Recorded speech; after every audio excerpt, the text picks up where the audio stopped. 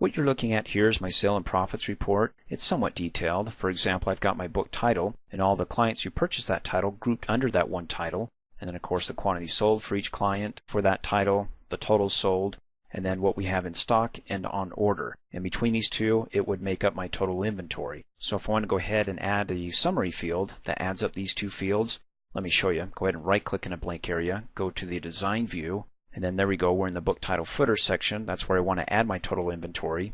To add up the in stock and on order, put it to the right of it so it's close. So to add my calculating field, I need to add a text box by coming up here to the Design tab to the Controls group and then click on the text box, Control, bring it down here. I'm going to go ahead and click. When I click, it adds the label over here and then its corresponding unbound text box. It's unbound because it's not tied to any data field where it's pulling in data. So to do that, I need to bring up the property sheet for this unbound text box. Double click on the border. When I double click really fast, it brings up the property sheet for that text box. I'm on the All tab and it's got, well, it's a generic name.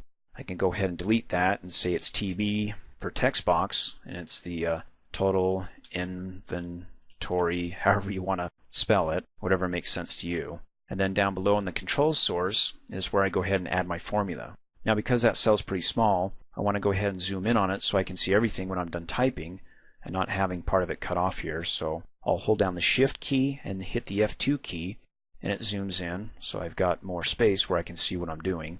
Type in equals, and then I'm going to go ahead and add my first field here. The name of the field is in stock, and then close the square brackets so that defines the field, and then go ahead and type in plus, and then the next field in square brackets. Close square brackets. And then when I'm done, I'll go ahead and hit enter. Hit enter again because upon exit of that field, Access goes back and checks my work, and if there's a problem it gives me an error. Let me go ahead and close out of the property sheet. Next I want to go ahead and change the label. So I'll click on the label to select it, click on it again to get my cursor flashing in it, and then delete everything to the left of the colon because this is going to be my total inventory. Hit enter when I'm done. And then I want to align the total inventory label and its text box, let's say, at the same level as the on order, the label and its corresponding text box, just to the left of it. So I can hover over the border of either the label or its text box, and then until I see a four-way arrow, which means you can move this in any four directions, click and drag it, will go down.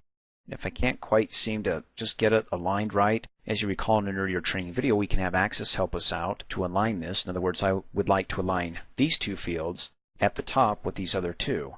So I need to go ahead and shift click all of these fields, then come up here on the Arrange tab to the Sizing and Ordering group, click on the Align drop down button, and when I choose top, what Access does is it looks down below and says, okay, which one of these fields is the one that's above the other? And it's these two fields, they're level, so it says, okay, we're above those two. We'll go ahead and bring those and align them to the top of us two right here, okay?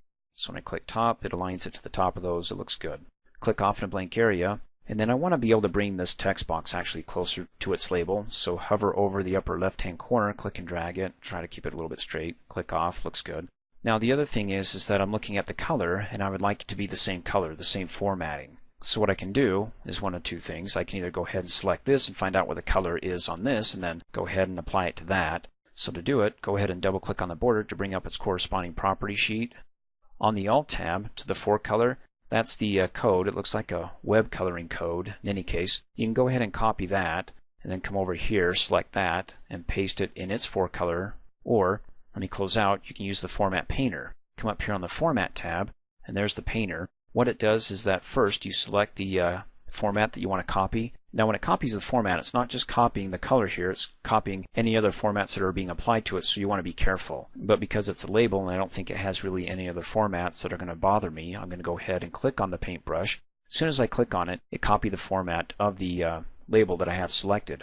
So all I have to do is come over here and click on this label to apply that formatting.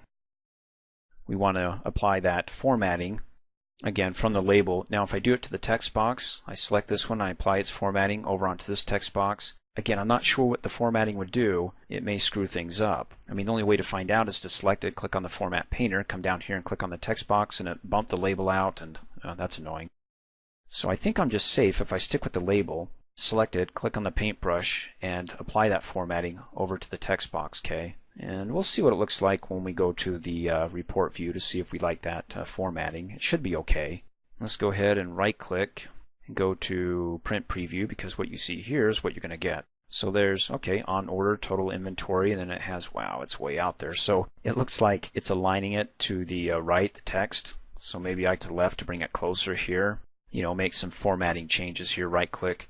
Well, before I do that, let me click in. Well, I'm in report view, so when I click in, it zooms in. When I click on it again, it zooms out.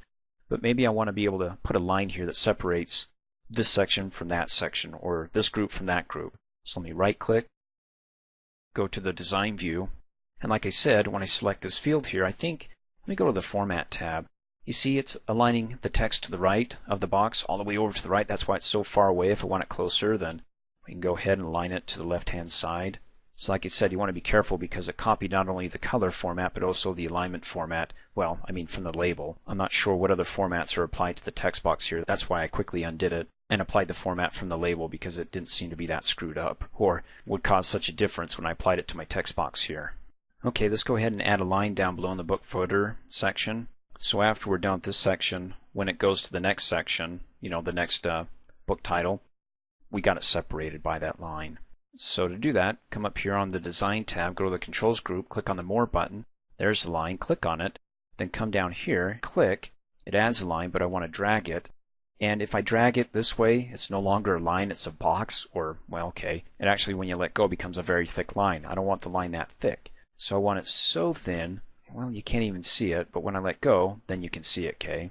Once I go ahead and I click and drag it, if I need to move it, then go ahead and I use my arrow keys, or you can, you know, hover over the border and click and drag it, but with the arrow keys, be able to see where I'm going and be able to do it more minutely, especially if I hold down the Control key and use the arrow keys up and down. And let's go ahead and bring up the properties for the line. If you can't select the line, like you click off, you're like, oops, I need to select it to go ahead and change the properties. You can't quite seem to click on it, or maybe, let me click off, you moved it too far below that you can't see it. Then bring up the property sheet, come up here, of course on the Design tab to the Tools group, click on Property Sheet. Then click on the drop down arrow, and we're looking for a line. There it is, line 145. I mean, I don't know what 145 is, but I do know that it says line in it.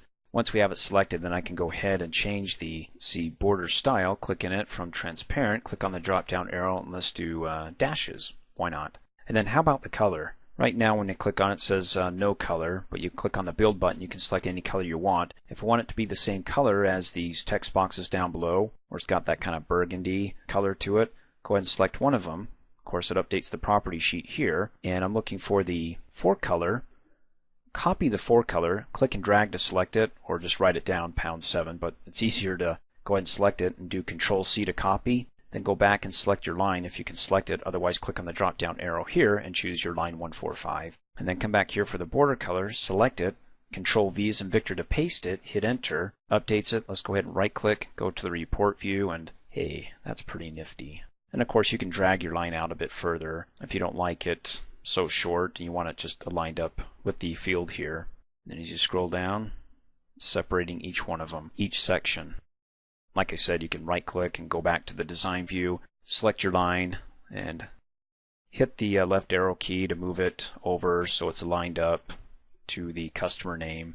And then if you need to stretch it, drag it out. Let me go ahead and close here. You can hover over the far end and then click and drag. And then of course you got to be careful because that line can get really thick, right, if you stretch it, but keep it kind of thin. There you go.